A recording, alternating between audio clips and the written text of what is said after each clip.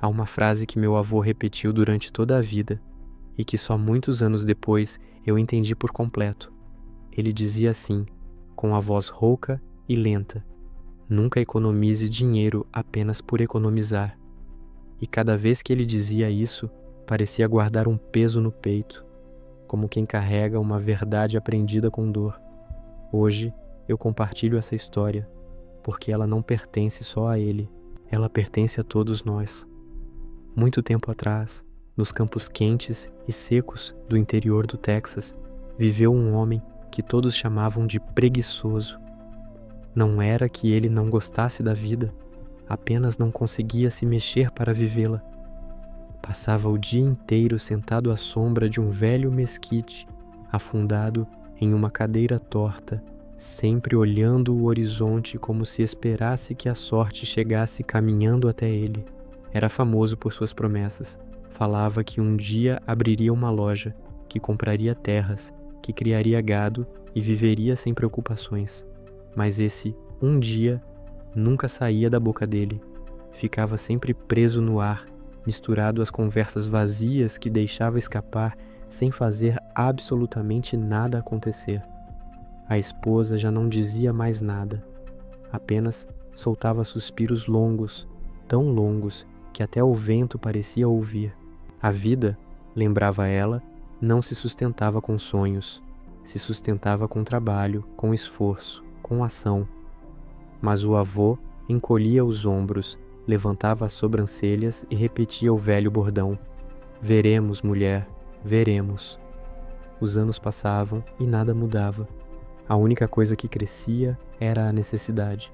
Até que, numa noite dura, o neto, um menino magro, de pés descalços e olhos enormes, pediu um pedaço de pão. A avó abriu o armário e o vazio lá dentro pareceu gritar. Não havia nada, nem pão, nem farinha, nem esperança. Foi naquele instante que o avô abaixou a cabeça e percebeu que suas palavras não podiam ser mastigadas. Seus sonhos não enchiam barriga de ninguém. Na manhã seguinte, pela primeira vez em muitos anos, ele tomou uma decisão. Saiu de casa para trabalhar como diarista nos campos de algodão. E ali começou sua verdadeira luta. Do conforto preguiçoso da sombra, ele passou a curvar o corpo sob o sol implacável. As mãos, antes macias, se encheram de bolhas. As costas latejavam como se carregassem pedras invisíveis. Cada músculo queimava até o osso. Ao final de cada dia, arrastava-se para casa, exausto, quase dobrado, como se suas pernas tivessem envelhecido décadas em poucas semanas. A esposa o esperava com feijão e 2 tortilhas, nunca 3. O neto corria até ele perguntando, cheio de inocência: "O que ganhou hoje, vovô?" E o velho tirava o cheque, olhando para ele como quem olha para um segredo mal contado. "É pouco, filho, mas é o que temos." E assim iam ao pequeno comércio do povoado. Pagavam dívidas antigas, compravam remédios, pagavam impostos e com o resto traziam milho, feijão, café e, quando dava sorte, um punhado de açúcar. Voltavam para casa com as mãos vazias e algumas moedas soltas no bolso. E isso se repetia semana após semana. O cheque chegava, o cheque ia embora, e a pobreza parecia rir deles, teimosa e silenciosa. Foi então que, numa tarde qualquer, o avô ouviu homens na loja comentando alto, como se pregassem uma verdade universal: o segredo é economizar. Quem guarda sempre tem. Essas palavras ecoaram na cabeça dele como um chamado. Naquela mesma noite, encontrou um pote de vidro grande, lavou-o, secou-o na calça e o escondeu debaixo da cama. E decidiu, dali em diante, economizaria cada moeda possível. Toda semana, após comprar apenas o básico para sobreviver, jogava ali algumas moedas ou uma nota amassada. O som metálico batendo no vidro, tim-tim, era como música para ele. Era como se o futuro estivesse nascendo dentro daquele pote. O neto descobriu o esconderijo e perguntou o que aquilo significava. O avô sorriu orgulhoso e respondeu: "Estou guardando o nosso amanhã."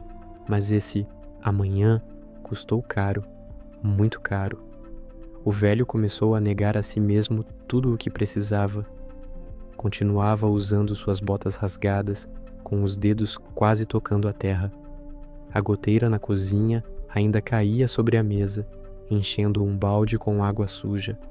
Mas ele sempre dizia que o teto aguentaria mais uma chuva. A mesa tinha cada vez menos comida. A avó dividia tudo em 3 partes minúsculas. O menino comia devagar para enganar a fome. E quando ela não aguentou mais, perguntou com a voz embargada: "Velho, de que serve guardar tanto se estamos passando fome?" Mas ele nem levantou os olhos. "É para o nosso bem. Algum dia vocês entenderão." O pote começou a encher. Notas amassadas e moedas de todos os tamanhos. Às vezes, ele o abraçava como se fosse um filho. Era seu cofre, seu tesouro, sua esperança. Até que um dia decidiu que era hora de usá-lo. Pôs o pote sobre a mesa, chamou o neto e disse orgulhoso: "Aqui está a segurança que precisamos." O menino, iludido, perguntou quantos sacos de milho poderiam comprar. O velho respondeu confiante que seriam 3, talvez 4, e então foram ao mercado. O avô caminhava com o pote enrolado em um pano, o neto pulando ao lado dele, imaginando sacos e mais sacos de comida. Mas quando o comerciante contou o dinheiro, levantou os olhos e disse sem emoção: "Com isso não dá nem para 2 sacos. O dinheiro não vale mais o que valia." O avô sentiu o chão desaparecer. Voltou para casa, carregando um saco grande, outro pela metade e um punhado miserável de moedas. À noite, despejou tudo na mesa e contou e recontou, como se os valores pudessem mudar por piedade. Mas eram sempre os mesmos. O que antes parecia riqueza agora era pó. E quando o neto perguntou, com voz frágil: "Para que serve economizar, vovô?" O velho simplesmente não soube responder. Foi então que nos dias seguintes, já fraco, quase sem forças para o trabalho, viu algo que mudaria tudo. Observou vizinhos passando diante da casa, uns carregando ovos frescos, outros garrafas de leite. Nenhum deles guardava dinheiro. Guardavam produção, guardavam sustento, guardavam algo vivo. Foi aí que uma antiga frase do próprio neto voltou à mente: "E se, em vez de guardar dinheiro, comprássemos galinhas?" E pela primeira vez, aquela ideia fez sentido. Com o pouco que restava no pote, comprou algumas galinhas magras e nervosas. A esposa as soltou no pátio, o neto correu atrás delas, e algo novo nasceu naquela casa: esperança. Nos primeiros dias tiveram só alguns ovos, mas eram ovos, eram alimento, eram vida. Quando sobrava algum, vendiam para vizinhos. Com o dinheiro, compravam outra galinha, depois outra. O pátio começou a se encher de cacarejos. O neto ria. A avó recolhia ovos num cestinho. E o avô, pela primeira vez, anotava tudo num caderno velho. Cada ovo posto, cada ovo vendido. O trabalho já não era mais uma corrente. Era fruto, era construção, era produção. Até que um dia, segurando um ovo na mão, o avô disse ao neto: "Isto vale mais do que um pote cheio de notas, porque isto alimenta, se multiplica e não perde seu valor. Dinheiro parado morre, mas aquilo que produz vive para sempre." O menino o abraçou e o velho, emocionado, completou: "A preguiça e o dinheiro parado levam ao mesmo vazio. Já aprendi." Daquele dia em diante, o pote ficou esquecido debaixo da cama, vazio como as ilusões antigas. E quando alguém falava em economizar dinheiro, o avô apontava para o pátio cheio de galinhas e respondia com a serenidade de quem descobriu uma verdade profunda: economizar dinheiro é como tentar segurar a água com as mãos. Sempre escapa. Mas se você faz o pouco que tem trabalhar, aí sim a vida floresce.